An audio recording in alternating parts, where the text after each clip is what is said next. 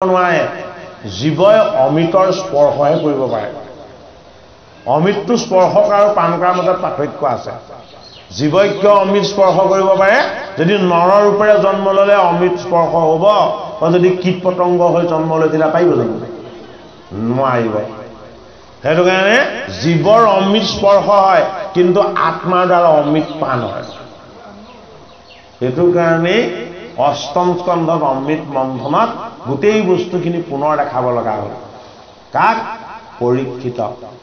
পৰীক্ষিত নৰ হৈ জীৱ হৈ আহিছে এই জীৱটো উদ্ধাৰ হ'ব লাগিব তা উদ্ধাৰ হ'বলৈ হলে কি কৰিব লাগিব অমৃতৰ এই তত্ত্বটো তেওঁ স্পৰ্শ পাব লাগিব সেইটো কাৰণে ইন্দ্ৰ মানে সেইজন দেৱতা নহয় আমাৰ মন হ'ল ইন্দ্ৰ মনৰূপী ইন্দ্ৰ দেৱতাজনক অমৰাৱতী লাগে মানে মৰিবলৈ নালাগে আমি মনেৰে সতি কেতিয়াও মৰিব নিবিচাৰো দেহেৰেহে মৰো যিদিনাখনলৈকে দেহাটো থাকিব সেইদিনাখনলৈকে আমাৰ মৃত্যুৰ ইচ্ছা কেতিয়াও নাথাকে এই জন্ম হৈ মৃত্যুৰ কাৰণে ইচ্ছা নকৰি জীয়াই থকা জীৱবিলাক কি অমৰাৱতীত বাস কৰা জীৱ সেইটো কাৰণে আমি ইন্দ্ৰ আমাৰ মনটো হ'ল দেৱতা এই মনৰূপী ইন্দ্ৰৰ দুৱাৰ মুখত পাৰিজাত আছে পাৰিজাত মানে কি অপৰা প্ৰকৃতি আৰু অপৰা প্ৰকৃতিক ধাৰণ কৰা ঈশ্বৰ পৰমাত্মা সেইটো কাৰণে পাৰিজাত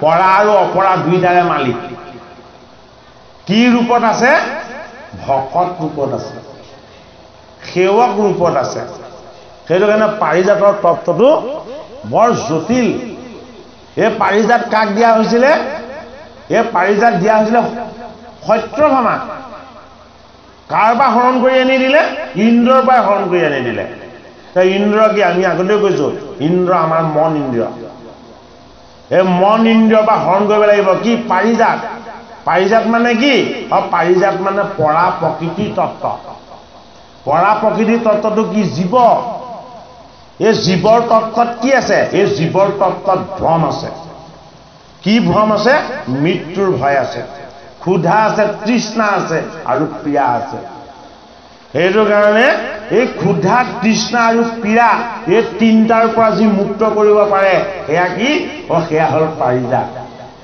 সেইটো কাৰণে সত্যভমা মানে কি সত্যৰ ভ্ৰম দূৰ কৰি দিব পৰা ব্যৱস্থা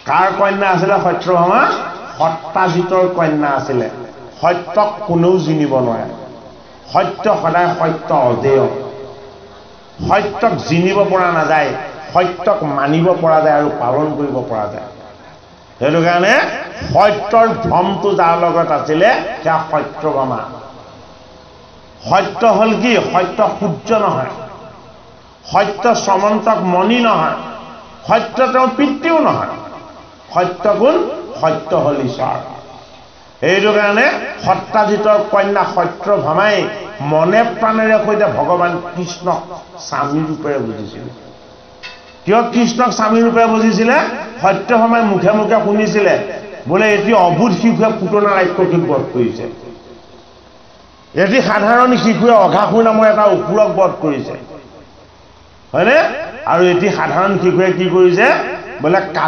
কালী হ্ৰদত গৈ কালী নাগক নৃত্য কৰি কৰি দমন কৰিছে তেতিয়া সত্যভামাই মনতে ভাবিলে এইজনেই মোৰ স্বামী হ'ব লাগিব এই সমন্তক ৰূপী ঐশ্বৰ্যৰ মোহত পৰি মই ধন সম্পদকে সত্য বস্তু বুলি ভাবিছিলো কেলে অষ্টভাৰ সোণ নিদিয়ে জানো সত্যাজিতৰ গৃহত সেইটো কাৰণে সত্যভামাক সোণ নালাগে যি বস্তু উভৈনদী হয় সেই বস্তুৰ প্ৰয়োজন নাথাকে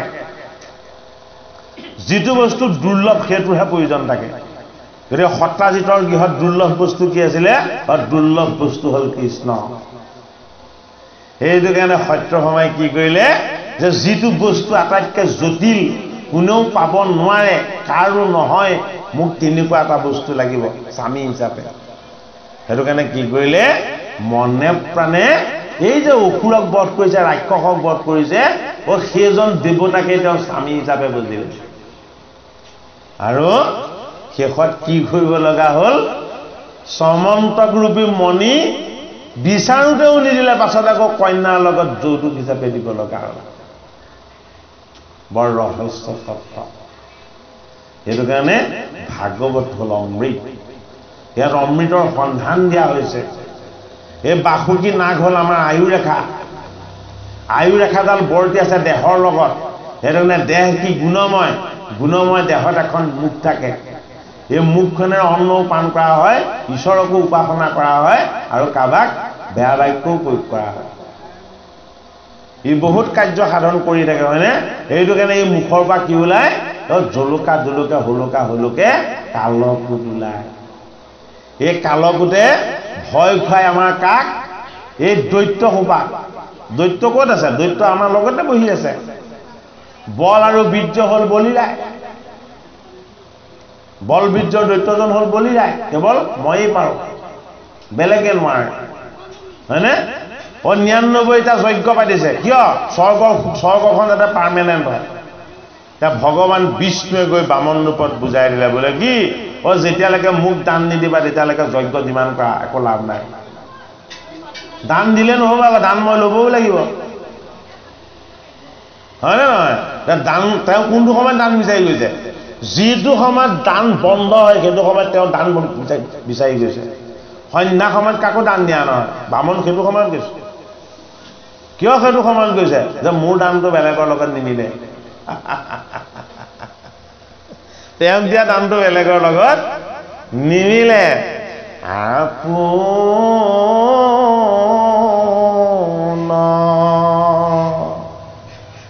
নামৰ বহুতৰ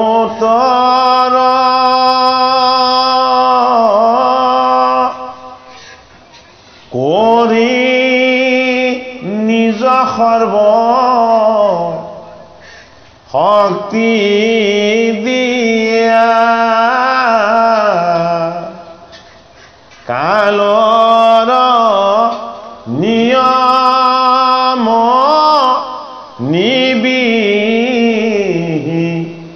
লাস্মৰণ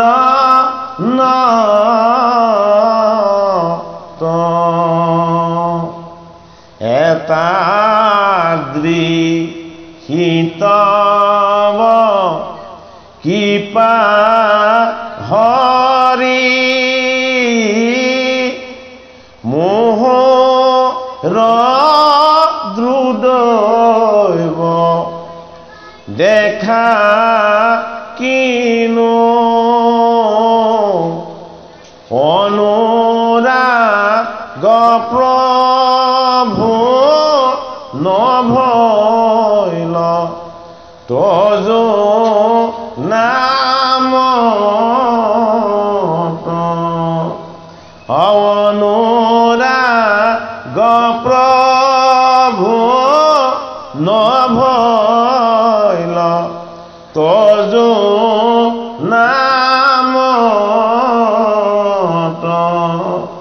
ভগৱানৰ শক্তি কিমান অনন্ত শক্তিতকৈ বেছি শক্তি দিছে কাক তেওঁৰ নামটো আপোনাৰ নামৰ বহুতৰ কৰি নিজ সৰ্ব শক্তি দিলা কালৰ নিয়ম নিবিহিলা স্মৰণত ভগৱানৰ নাম স্মৰণ কৰিবৰ কাৰণে সময় বান্ধি দিয়া নাই এইটো কাৰণে দান যজ্ঞলে সময়ত যোৱা নাই অসময়ত গৈছে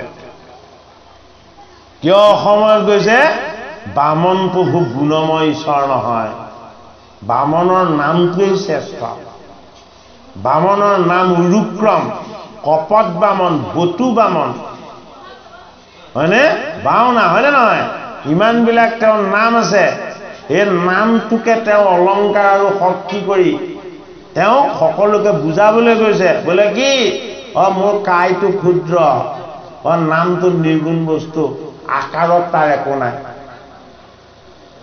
সেইটো কাৰণে কাইটো কি কাইটো ক্ষুদ্ৰ কলেৱৰটো কি কলেৱৰটো কিন্তু বিৰাট হয়নে আপুনি হাতেৰে যিমান জোৰত এটা শিলগুটি ওপৰলৈ নামাৰক কিয় সি এটা নিৰ্দিষ্ট দূৰত গৈ সি আকৌ তললৈ খহি পৰিব কিন্তু ৰাম কৃষ্ণ বুলি কৈ দিয়ক এই শব্দ কিন্তু কহি নাই এই শব্দ অনন্তকাল প্ৰবাহিত হৈ গতিশীল হৈ গৈ থাকিব সেইটো কাৰণে ভগৱানৰ নামেই হ'ল ঈশ্বৰৰ তত্ত্ব বায়ু শোধন কৰে তেওঁ নিজকো প্ৰকাশ কৰে এইটো কাৰণে বলিৰ দান যজ্ঞলৈ তেওঁ সময়ত যোৱা নাই, অসময়ত গৈছে, কন্যা সময়ত গৈছে। নৰ্মদা নদীৰ পাৰত দান যজ্ঞ ঠিক সমাপ্ত কৰিছে, শুক্ৰাচাৰ্য গুৰুৰ আসনৰ পৰা উঠিবলৈ লৈছে, আৰু তেনেকুৱাত দেখিছে কপট বেশত জগতৰ হৰি আহি আছে। তেতিয়া শুক্ৰাচাৰ্যই কৈছে, হেৰৌ বুলি তোৰ যজ্ঞ এতিয়া বন্ধ কৰ। বোলে কিয়? তোৰ এতিয়া যজ্ঞৰ সময় নহয় আৰু ইয়াত। তই সৰ্বশান্ত হবি যদি তই এতিয়া দান দিয়। এতিয়া যদি তই দান দিয় তই কিন্তু সৰ্বশান্ত হবি, তোৰ সকলো বিনাশ হ'ব। এতিয়া বলিয়ে গুৰুৰ কথা শুনাই নাই কাৰণে, বলিয়ে শুক্ৰাচাৰ্য গুৰুৰ কথাই শুনা নাই কাৰণে। কিয় কাণে একো নুশুনা হ'ল? ঈশ্বৰক দেখা পালে। যিজনক দেখা পালে গুণময় গুৰুজনৰ কথা কাণত নুসুমায়। সেইটো কাৰণে সূৰ্যমন্ত ৰূপত একদম এটি সুন্দৰ শিশুৰ দৰে লৱণু কোমল এখন মুখ লৈ ইষদ ইষদ হাঁহিৰে বামন প্ৰভু আহি দান যজ্ঞৰ ভিতৰত সোমাই গ'ল। তেতিয়াও শুক্ৰাচাৰ্যই কৈছে, তই নিদিবি, এখেতক দান নিদিবি, এখেতক দান দিলে তই সৰ্বশান্ত হৈ যাবি। শুক্ৰাচাৰ্যই চিনি পাইছে, কিন্তু শিষ্যক নিদিয়ে। তেওঁ নিজে চিনি পাই লগত ৰাখিছে, কিন্তু শিষ্যক নিদিয়ে। এতিয়া বামন কপট, তুমি যিটো শিষ্যক নিদিয়া সেইটো মই দিম। তোমাক সেয়া দিবলৈকে মই পঠাইছিলো গুৰুৰ আসনত বহুৱাই, আৰু তুমি তাকে নিদি এই বামনে শাস্ত্ৰবিলাক পঢ়ুৱাই দান যজ্ঞ বলি বিধান এই অকাৰ্যবিলাক কৰি কৰি তুমি বলিক তুমি বাতুল কৰিছা। বলিক মই কি কৰিব লাগিব? বলিক মই এতিয়া বৈষ্ণৱৰ শীৰ্ষস্থানত বহিব লাগিব। আমাকো বুজালে, যিমান আপুনি গুণময় বস্তু দান নিদিয়ক, সেই দানত হৰি সন্তুষ্ট নহয়। ভকত বৈষ্ণৱ মাতি আনি গীতা ভাগৱত পাঠ কৰি শ্ৰৱণ কীৰ্তন ভকতি দান কৰিব লাগিব, তেতিয়াহে হৰি সন্তুষ্ট হ'ব। মানুহে নহ'লে ইমান গীতা পাঠ ইমান ভাগৱত পাঠ কিয় পাতিছে? কলিৰ মানুহে প্ৰমাণ নাপালে একো কাম নকৰে, মনত ৰাখিব। কিন্তু কলি যুগৰ মনুষ্যৰ এইটো বৈশিষ্ট্য, কিবা এটা কৰি প্ৰমাণ হিচাপে ফল পাব লাগিব, তেতিয়াহে কৰিব। প্ৰমাণ নাপালে নকৰে কেতিয়াও। কিন্তু এই ভাগৱত পাঠৰ পৰা পাঠ কৰোৱাসকলে কিন্তু বহুত প্ৰমাণ পাইছে, আমাক কৈছে। কিন্তু আমি ঈশ্বৰৰ প্ৰমাণ বিচাৰিব নাপায়, এইটো অনুচিত।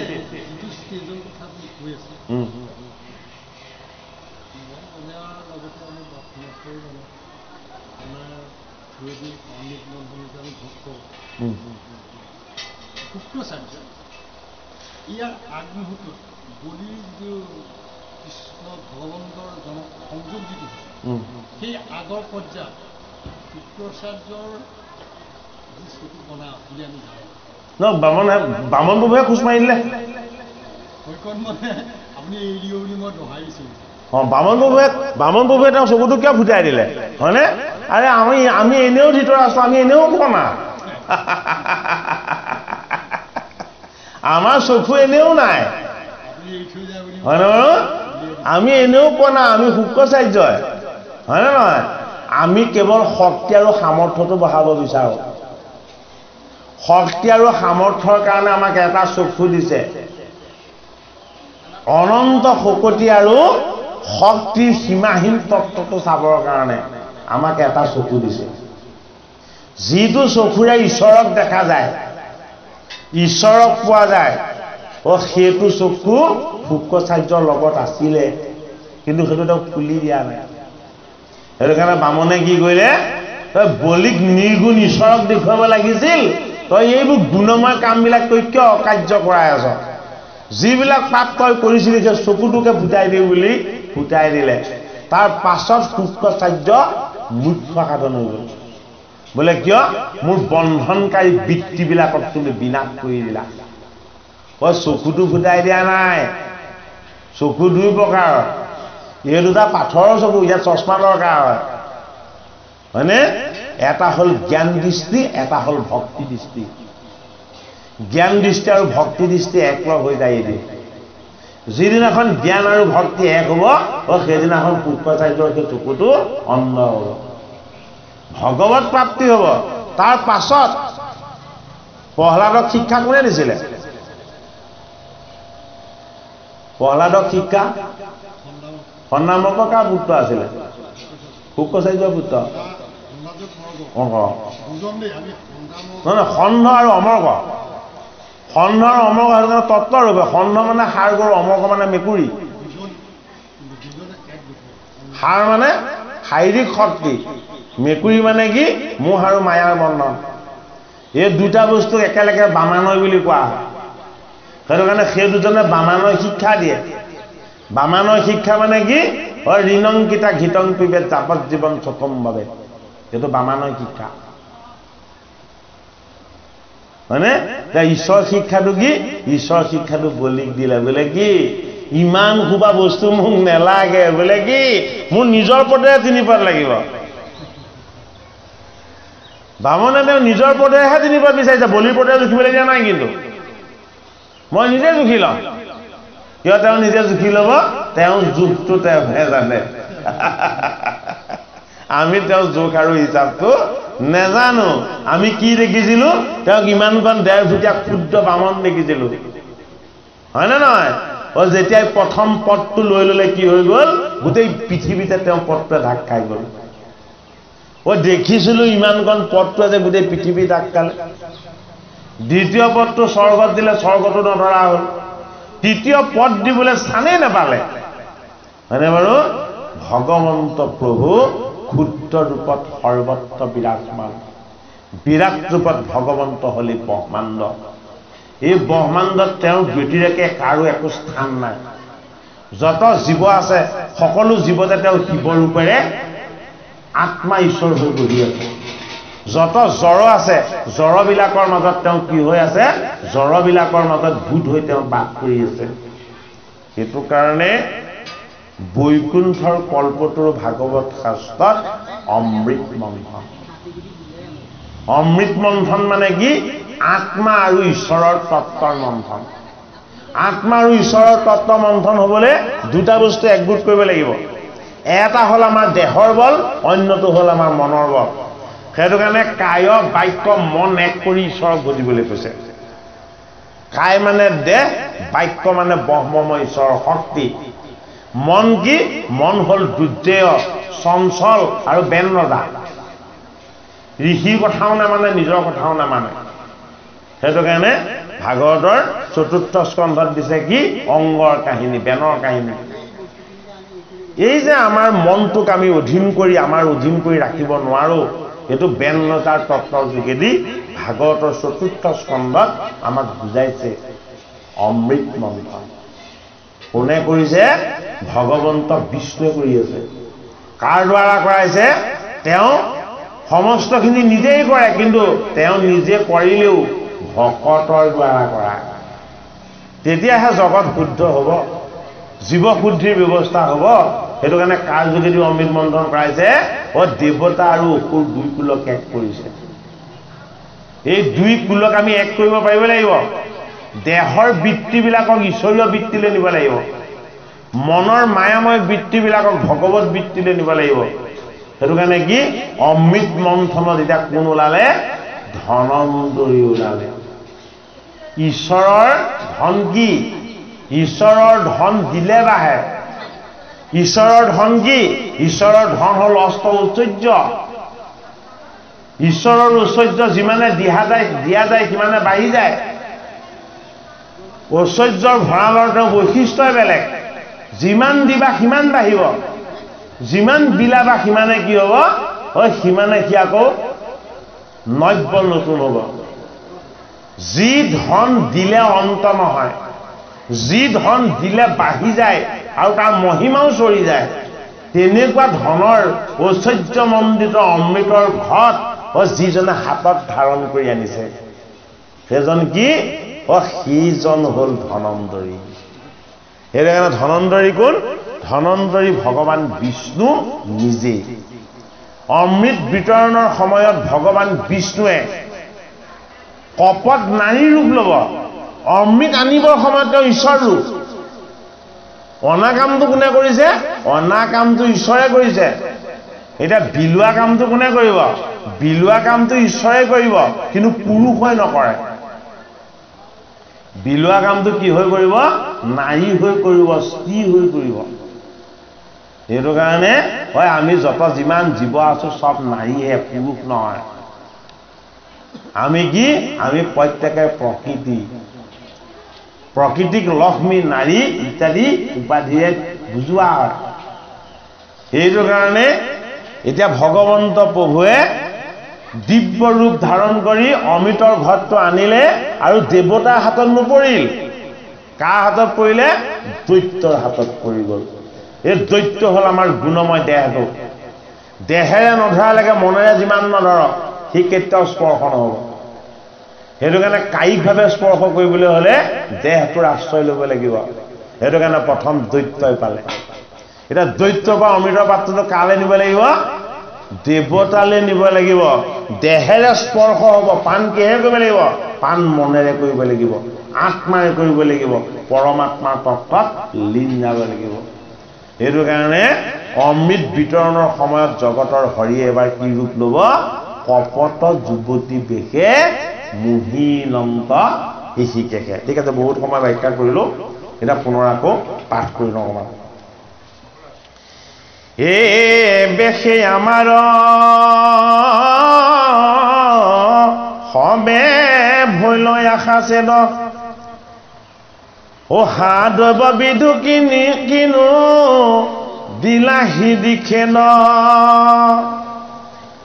ও যেহিডালে ধৰো আমি ভাগে সেহিডাল অতিদশ দেৱৰ ভৈল অভাগ্য কপাল আমাৰ হয়নে নহয় বাৰু হা নলডালত ধৰিছোঁ ছিগিছে দলডালত ধৰিছোঁ ছিগিছে হয়নে নহয় একোতেই তিতাবি নাই যদি সি চোৱাইছে 10টামান আঙুঠি পিন্ধিছে আকৌ চোৱাইছেগে হয়নে গ্ৰহ পূজা কৰিছে আকৌ চোৱাইছেগে শনি মন্দিৰত শৰাই দিছেগে আকৌ চোৱাইছেগে একো কৰি নিষ্ঠা হোৱা নাই বোলে শেষত কি কৰিলে বোলে এবাৰ গীতা পাঠ কৰাই দিয়া গীতা পাঠ কৰাম বুলি যেতিয়াই ক'লে তেতিয়াৰ পৰা সকলো স্থিৰ অৱস্থালৈ আহি গ'ল হয়নে নহয় প্ৰথমতে আমাক নলডালত ধৰিবলৈ দিব নলডাল কি নলডাল ফুপলা তাৰ কোনো কাম নাই হয়নে নহয় সেইটো কাৰণে আঙুঠি কেইটামান পিন্ধি ল'ব প্ৰথম পাথৰ কেইটামান পিন্ধি ল'ব হয়নে বাৰু সেইটোৱে কাম নিদিয়াৰ পাছত কিহত ধৰিব দলডাল ধৰিব দলডালো ফুপুলা তাৰো কোনো নিশ্চয়তা নাই হয়নে নহয় সেইটো কাৰণে ক্ষুদ্ৰ দেৱতাবিলাকক আকৌ শৰাই ফলিতা দিবগে সেইটো ছাকচেছ নকৰে শেষত কি কৰিব ভকত মাতি হয় ভাগৱত নহয় গীতা পাঠ কৰাব কিন্তু আমি যিমান আজিলৈকে খবৰ পাইছোঁ সেই ভাগ কৰাৰ পাছত কিন্তু বহুতখিনি উপশম হৈ যায় আকৌ কোনোৱে কয় আগতেনো এইটো কিয় কৰি নিদিলে মই বোলো সেইটো বস্তু চিনি পাওঁতে সময় লাগে সেই বস্তু ভাগ আৰু তাৰ পৰিচয় পাওঁতে সময় লাগে প্ৰথম তোমাক গুণত ঘূৰাই চালে তুমি গুণময় বৃত্তি আৰু পন্থাৰে ঘূৰি চালা তাত কি পালা তাত তুমি প্ৰমাণ নাপালা ফেল হ'লা সেইটো কাৰণে অন্তিমত কলৈ আনিব তোমাক নিৰ্গুণলৈ আনিব অমৃতেই হ'ল আচল তত্ত্ব অমৃত পান কৰাৰ পাছত আৰু কেতিয়াও বিকাৰ থাকিব নোৱাৰে সেইটো কাৰণে বিকাৰবিহীন বস্তুটোৱেই হ'ল অমৃত অমৃত কোনে বিতৰণ কৰিব আমাক কেতিয়া ক'ব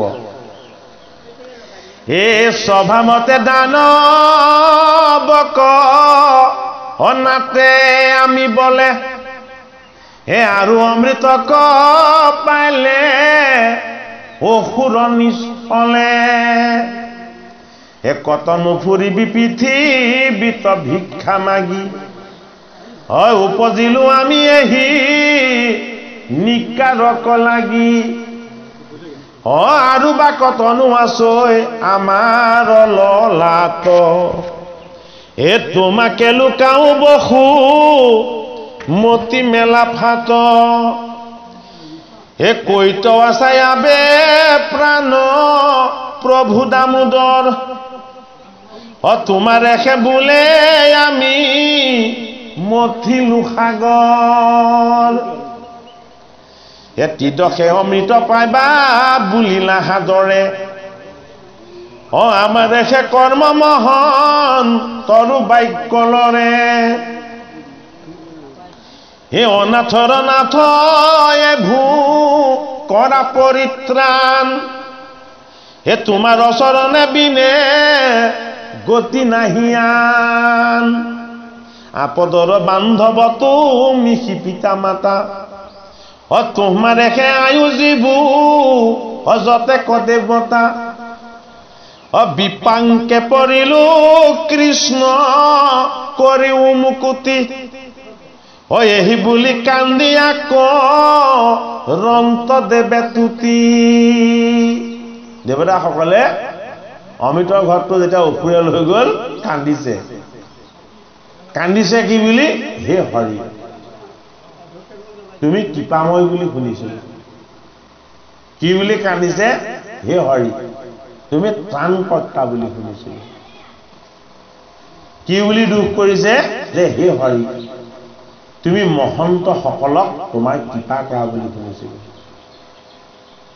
কি বুলি দুখ কৰিছে যে হে হৰি তোমাক শৰণাপন্নজনক তুমি বঞ্চিত নকৰা বুলি জানিছিলো কিন্তু আমিতো তোমাতে আশ্ৰিত আছিলো অমৃতৰ পাত্ৰটো দেখোন তুমি দেৱতা দৈত্যৰ হাততে তুলি দিলা আমাক তুমি প্ৰত্যক্ষভাৱেই দেখ আমাক অমৃতৰ পৰা বঞ্চিত কৰিলা কি হ'ব আমাৰ আকৌ দুখ হ'ব এই দুখ আৰু কষ্টতে আমি কি কৰিব লাগিব অন্তিম সময়লৈকে চটফটাই থাকিব লাগিব হে জগতৰ হৰি এই বহুমতী ৰূপী পৃথিৱীখনৰ ওপৰত আৰু আমি থাকিব নোৱাৰিম দুখ যন্ত্ৰণা আৰু কষ্টত আমি সদায় চটফটাই থাকিব লাগিব গতিকে ফাট দিয়া বহুমতী কি পাথালে লুকা দৈত্যসকলে অমৃতৰ ঘৰটো লৈ যোৱা দেখি দেৱতাসকলে দৈত্যসকলৰ পাছত খেদি যোৱা নাই দৈত্যসকলক বলে নোৱাৰে দেৱতাই জানে দৈত্যসকলৰ বাহুৰ বল বেছি আৰু দেৱতাসকলৰ বলটো কিহৰ বল মনৰ বল মনোবলটো দেৱতা বাহুবলটো দৈত্য এইটো কাৰণে আমিও বুজিব লাগিব যে বাহুৰ বলেৰে সৈতে সকলো সমস্যাৰ সমাধান নহয় মন আৰু আত্মাৰ বলৰ আশ্ৰয় ল'ব লাগিব তীদসৰ শুনি হেন সকৰুণ বাণী তেখনে বেকত ভৈলা প্ৰভু চক্ৰপাণী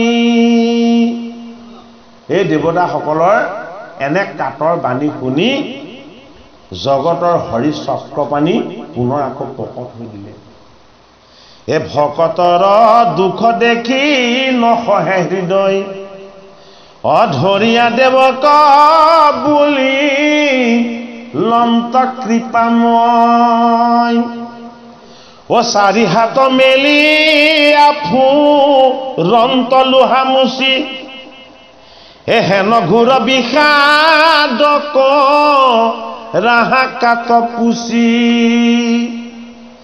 পৰম নিৰ্ভয়ে থাকা শংকা পৰি হৰি হয় আনিবু এখনে অমৃতক মায়া কৰি দেৱতাসকলক একদম বাক্য দি দিলে তোমালোকে নেকান্দিবা তোমালোকে দুখ নকৰিবা মই চতুৰ্ভুজ ৰূপে তোমালোককে ৰক্ষা কৰোঁ তোমালোক মোৰ শৰণাপন্ন হয়নে তোমালোকক মই দুখ কষ্ট তোমালোকৰ হলে মই সহ্য কৰিব নোৱাৰো মই কি মই ভকত বৎসল ভগৱান কিন্তু মই তোমালোকক আশ্বাস দিছো বলে কি মই আনি দিম তোমালোকক যি মোৰ অমৃত ধনন্তৰী ৰূপেৰে মই আনোতে মোৰ হাতৰ পৰাই মই দৈত্যক নিয়াৰ সুযোগ দিছিলো এই দৈত্যৰ হাতৰ পৰা মই অমৃত আকৌ মই নিজে হৰণ কৰি আনিম কাক দিম তোমালোকক দিম কাক দেৱতাসকলক এ দেৱৰ উদয় দৈত্য হৈ বেক নিৰ্মূল এ ভকতৰ অৰ্থময়ী আপুনি আকুল হে আনুনানাই আশা খবু লীলা নাৰায়ণ শুনিয়াতি দশ দেৱে এৰিলা ক্ৰন্দন কৃষ্ণ কৰ্ণ মিলা চৰণত পৰি পৰি প্ৰবোধিয়া দেৱ কমা ধবু গৈলা লৰি হে দৈত্যক লাগিল নন্দ আপোনাৰ মাজে দৈত্যত লাগিল দণ্ড আপোনাৰ মাজে আগে মই পাইলো তই খোজ কোন লাজে দৈত্যবিলাকৰ হাতত অমৃতৰ ঘৰটো যে পৰিছে ইটোৱে কৈছে মোক দে অকণমান সি কি বুলি কয় মইহে পাইছো তোক কিয় দিম দৈত্যৰ বৃত্তিটোৱে আপোন বেদিয়া নিজলৈহে লাগে বেলেগলৈ নেলাগে চিন্তা নকৰে ইটোৱে লৈছে তাৰ বল বেছি তাৰ পৰা কাহি সিটোৰ বল আকৌ তাতকৈ বেছি তাৰ পৰাও কাহি লৈছে ইটোৰ হাতৰ পৰা সিটোৰ হাতলৈ লৰা ধপৰা কৰি আছে কি অমৃতৰ পাত্ৰটো ধনন্তৰীয়ে লৈ অহা অমৃতৰ ঘৰটো বোলে কি সেইটো বিষ্ণুৰ মায়া অমৃতটো পাত্ৰত তেনেকে দেখাকে যে দেখুৱাইছে ইয়াত বিষ্ণুৰ মায়া অমৃত যি আনিছে ধনন্তৰী সেই ঈশ্বৰে অমৃত যি খাবলৈ বিচাৰিছে তেওঁৰ লগত থকা আত্মাৰূপী ঈশ্বৰ সেয়াই অমৃত তেওঁলোকে পাই আছে কিন্তু দেখা নাই সেইটো কাৰণে অমৃত পান কৰিছো বুলি অনুভৱ কৰিব পৰা নাই জীৱনৰ দুখ যন্ত্ৰণা আৰু সুখবিলাকহে পাইছো এয়া কি এয়া কালকুট তত্ত্বৰূপত অষ্টম স্কন্ধত আমাক বাস্তৱ কৰি দেখুৱাইছে সিও মই পাইব বুলি কৰৈ সতী নতি কেহু কাকো এৰি নেদৈ লাগে হতাহতি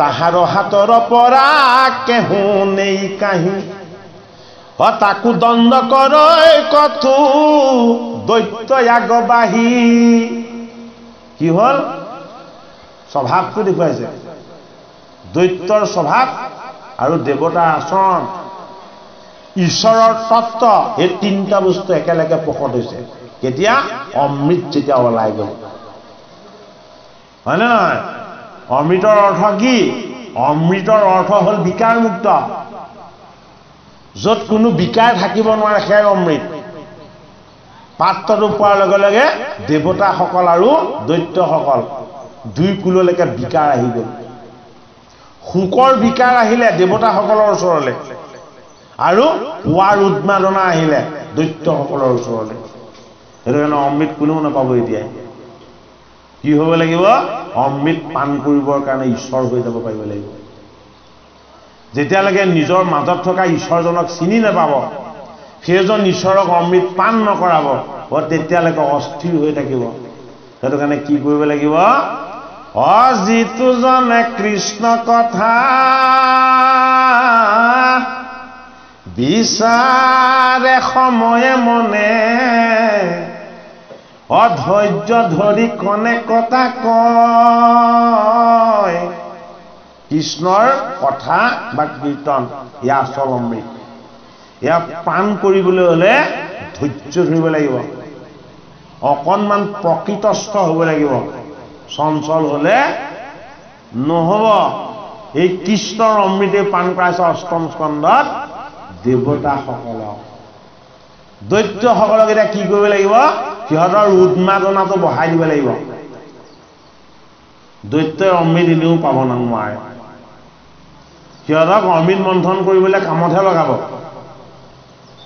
অমৃতটো কোনে পাব লাগিব অমৃতটো দেৱতাই পাব লাগিব ক'ত আছে সেইকেইজন দেৱতা আমাৰ দেহত বহি আছে 14জন দেৱতা এই 14জন দেৱতা 14জন পাৰিষদ স্বৰূপ অন্তৰ্যামী হৰিৰ সেৱা কৰি আছে সেইকেইজনে হয়নে নহয় সব চাই আছে আমি কি কৰি আছো লিখি আছে সব কিন্তু আমাৰ গাত চেতনা নাই আমি কি কৰোঁ নিজকে নিজে ফাঁকি দিওঁ নেদেখাকে খাইছো কোনে গম পাব নুশুনাকে কৈছো কোনে শুনিবলৈ পাব হয়নে বাৰু মনে মনেহে কৈছো কোনেও নুশুনে গতিকে 14জনে কাণ পাতি শুনি আছে আপুনি মইহে শুনা নাই এইটো কাৰণে অমৃতপানৰ তত্ত্বটোৰ দ্বাৰা আমাক বুজোৱা হৈছে আমাকনে দিব ভাগ কোন বৰা আছে এহি বুলি দৈতে কংকা লত বস্তক আছে আমাক নিদিব অমৃত কাৰ কাহক আছে এইবুলি কঁকালত গাঁঠিটো টানকে মাৰি দিছে মানে কি বলে লম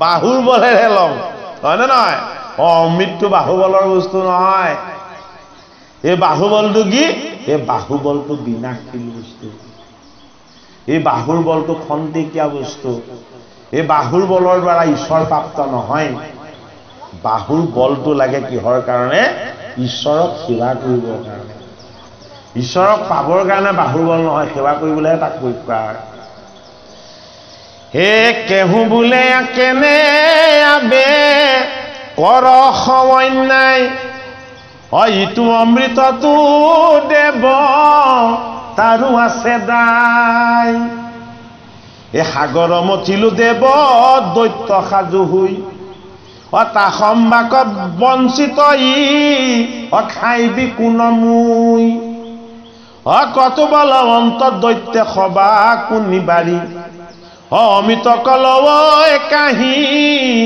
নিৰ্বলি কমাৰী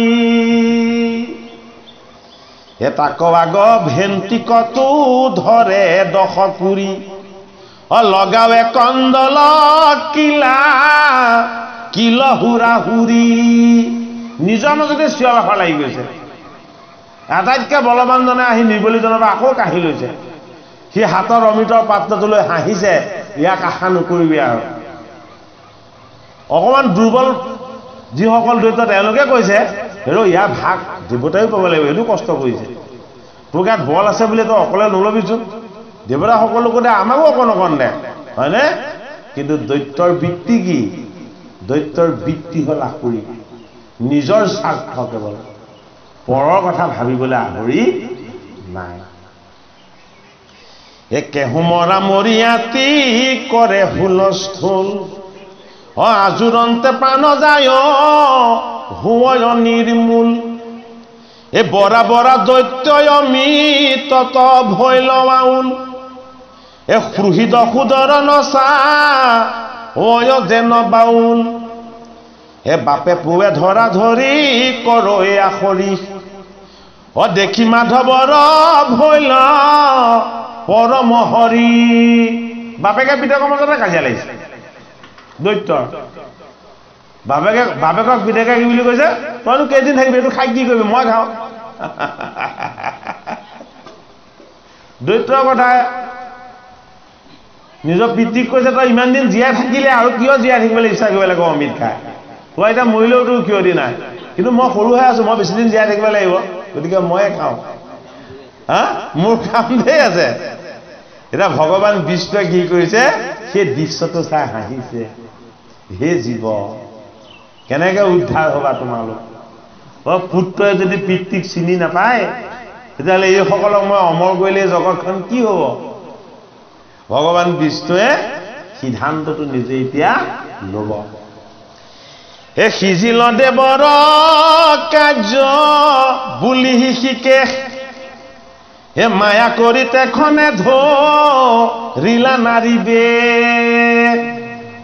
এতিয়া ভগৱানে কি কৰিলে দৈত্যসকলক অস্থিৰ কৰিবৰ কাৰণে দৈত্যসকলক চঞ্চল কৰিবৰ কাৰণে প্ৰথমতে অমৃতটো চুবলৈ দিলে তাৰপাছত এটা অমৃতটোৰ পৰা বঞ্চিত কৰিব অমৃতৰ পৰা বঞ্চিত কৰিবলৈ কি লাগিব মোহিনী ৰূপী মায়া লাগিব অমৃত হ'ল বিষ্ণু মায়া এই বিষ্ণু মায়াৰ অমৃতৰ পৰা জীৱক বঞ্চিত কৰিব কিহে হৰিৰ মোহিনী মায়াই এই মোহিনী মায়াটোৱে হ'ল কি তেখেতৰ নাৰী ৰূপ স্ত্ৰী ৰূপ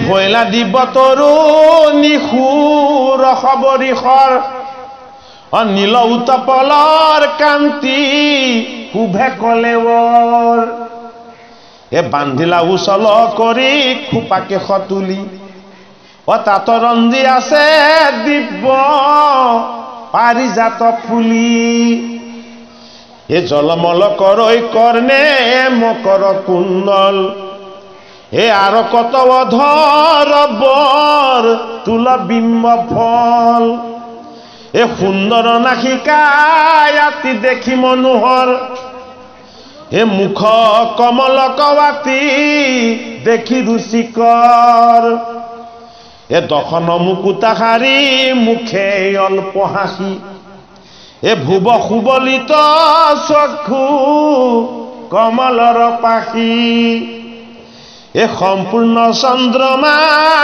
বদনক সমনুই এ মূলানৰ পাৱ শুব লিত বাহু দুই কেউৰ কংকনে আতি কৰে জাতিষ্কাৰ এ তাল ফল সমান নয়ন নতস্তন ভাৰ এ সুৰবি কুমকুমে তাত আছে চিত্ৰ কৰি এ কণ্ঠে কণ্ঠা ভাৰ নগ লত হাত সৰি অদিব্যনে তহাৰী পিন্ধি আছা বৰবালা এ দম্বৰু কংকালে জ্বলে ৰত্নৰ মেখলা দম্বৰু কঁকাল মানে খামুচীয়া খামুচীয়া কঁকালটোত জগতৰ হৰিয়ে যেতিয়া নাৰী ৰূপ লৈছে কি কৰিছে ৰত্নৰে খচিত এখন সুন্দৰ বস্ত্ৰ পৰিধান কৰিছে আৰু কি কৰিছে তেওঁ হাত ভৰিবিলাক ললিত বলিত কমনীয়